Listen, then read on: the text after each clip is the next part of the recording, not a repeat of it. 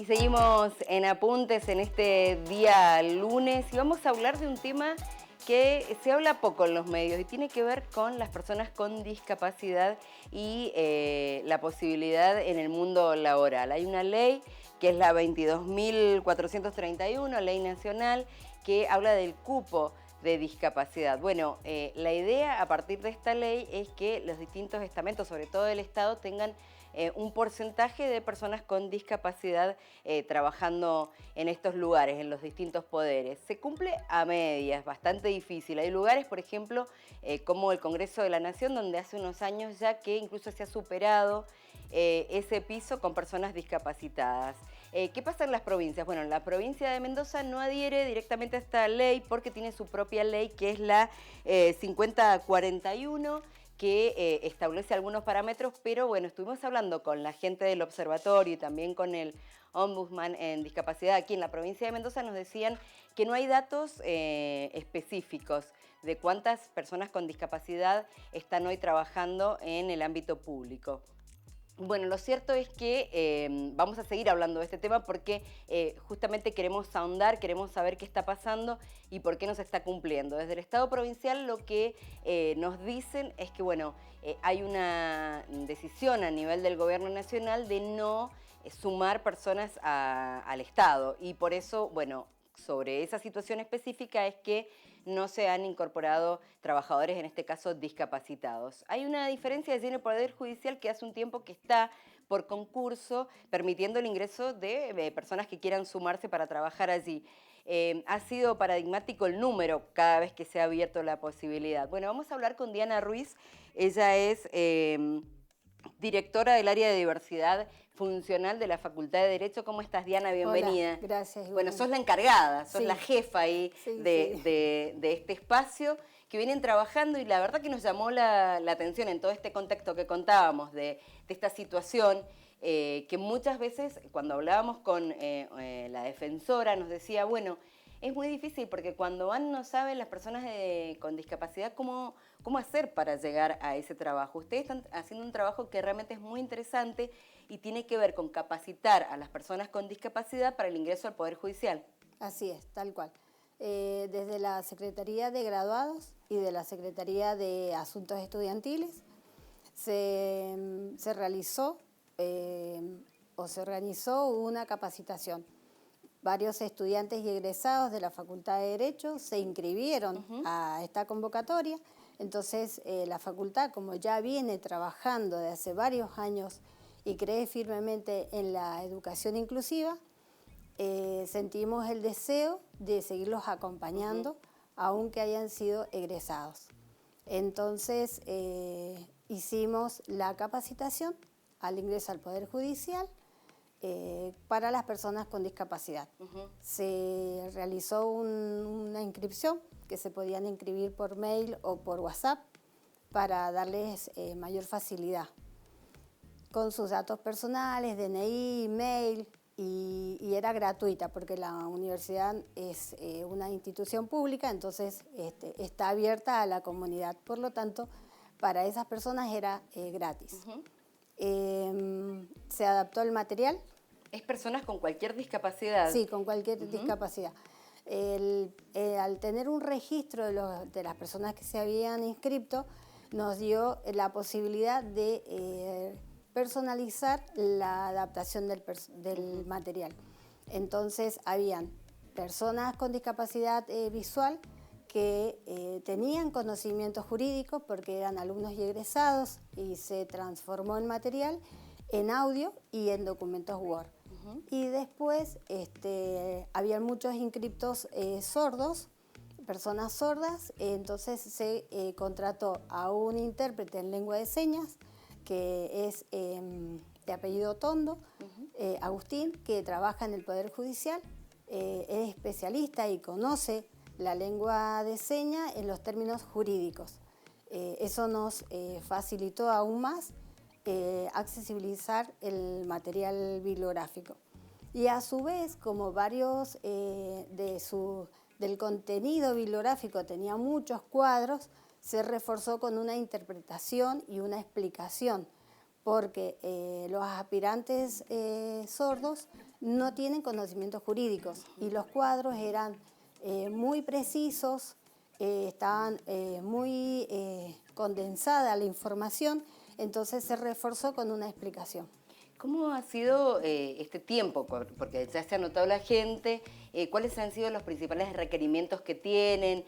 ¿Cuáles son las dudas que tienen? Porque bueno, hay un ida y vuelta, lo que ustedes preparan y después cómo ese material es recibido y cuáles son las dificultades que tienen.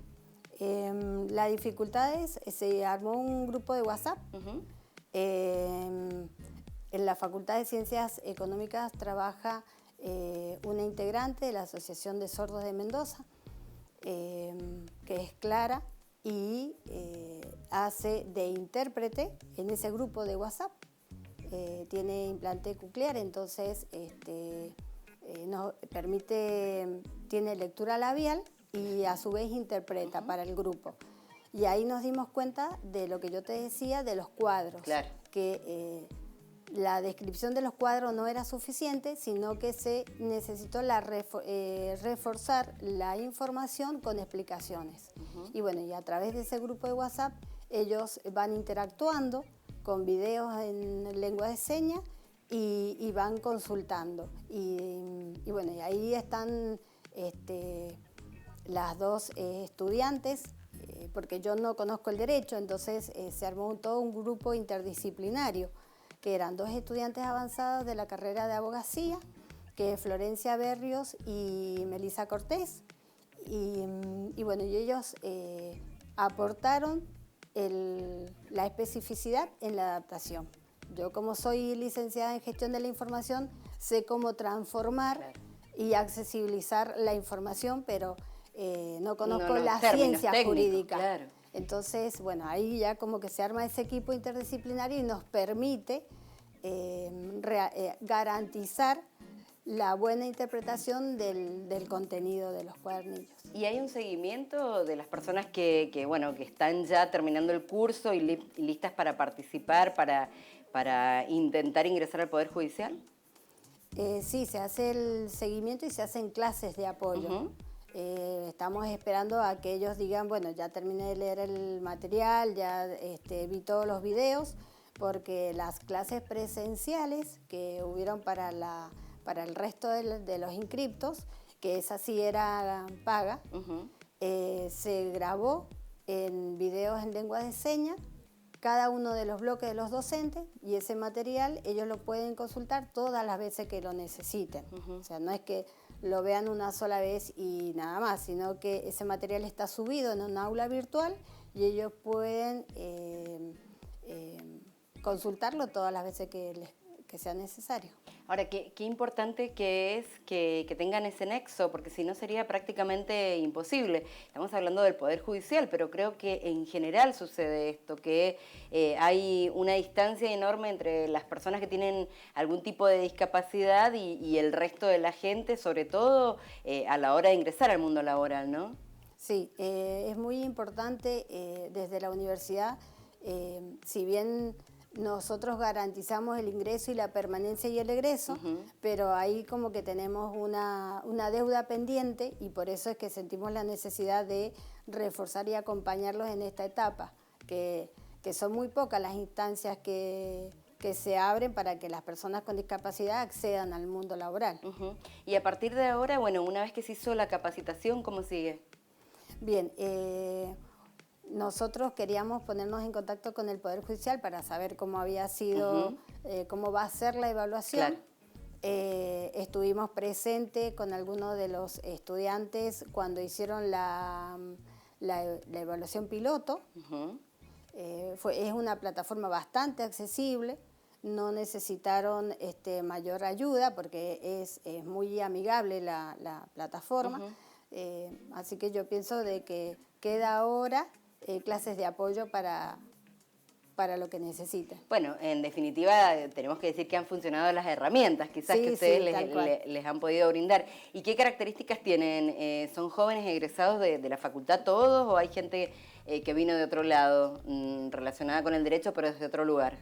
Relacionada con el derecho tenemos 2, porque son 19 los que se inscribieron a la son un capacitación. montón. Sí, sí. 2 son con discapacidad visual y de baja visión. Sí. El resto tienen discapacidad, o la mayoría tiene discapacidad auditiva, por eso es que se acentúa aún más el acompañamiento. Claro.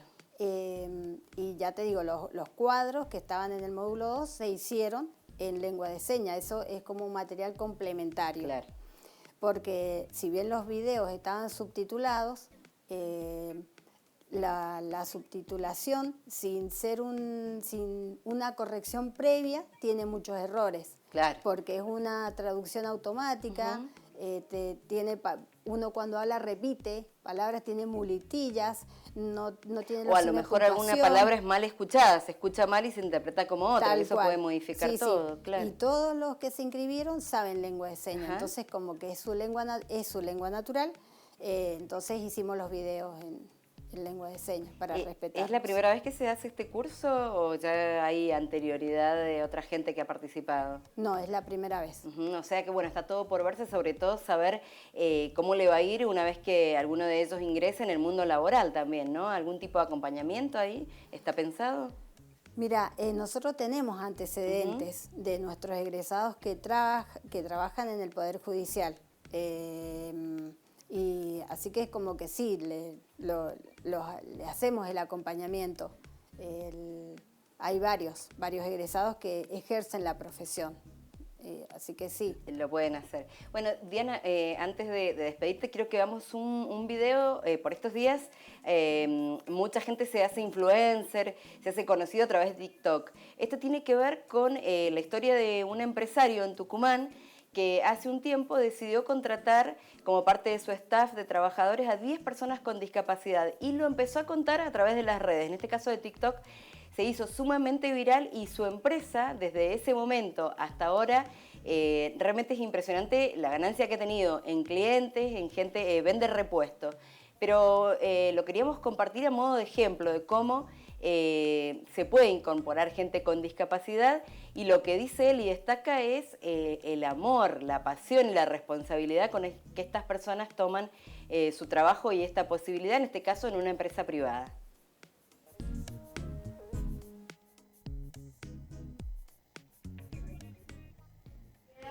Bueno, esta es la administrativa que tenemos aquí en la empresa. Tener 10 empleados con discapacidad puede ser un enorme desafío, pero no, todo lo contrario. Nosotros siempre decimos lo mismo, que somos una empresa muy humana. Uno cree que le enseña a ellos y en realidad son ellos los que nos enseñan a nosotros. Él está acá afuera de todo. Ah, tenés que sellarlo bien, bueno. Sí. Pepe Ramón es el dueño de Nipol, una empresa de repuestos de Tucumán que se ganó el corazón de la gente por su equipo de trabajo. El que lo quiera abrir el paquete, ¿sabe cómo renega después? No, está muy bien envasado.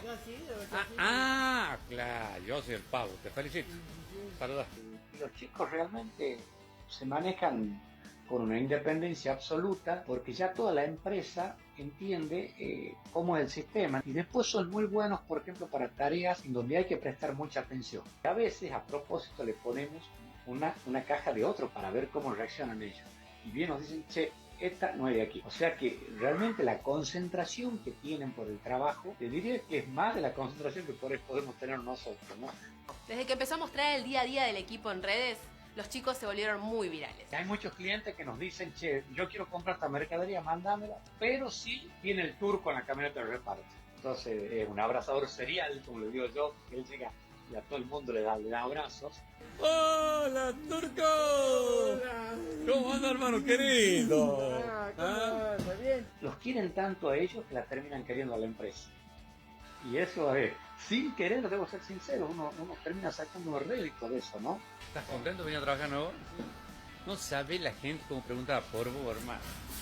Y esa masividad Pepe la aprovecha para mostrar que a pesar de todas las dificultades, darles este espacio los llenó de satisfacciones. Nosotros con la única intención que hacemos esto es de darles lugar en la sociedad. Por ahí mucha gente cree que la empresa tiene ventajas positivas, todo es mentira.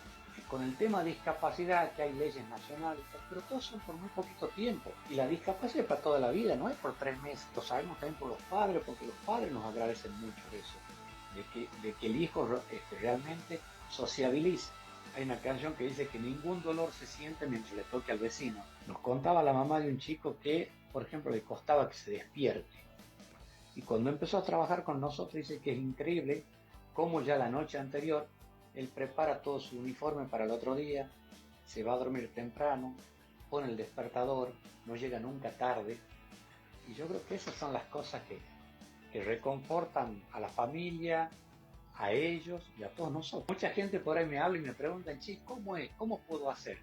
Y siempre les digo lo mismo, mira, esto se hace por una sola condición, que es únicamente por amor. Digo, la obligación que tenemos a los que nos van bien en la vida es hacer cosas por los demás. Si no, ¿para qué? Facundo Cabral te dice que si los malos supieran qué buen negocio es ser bueno, serían buenos aunque sea por negocio. Muchas gracias, Telefe.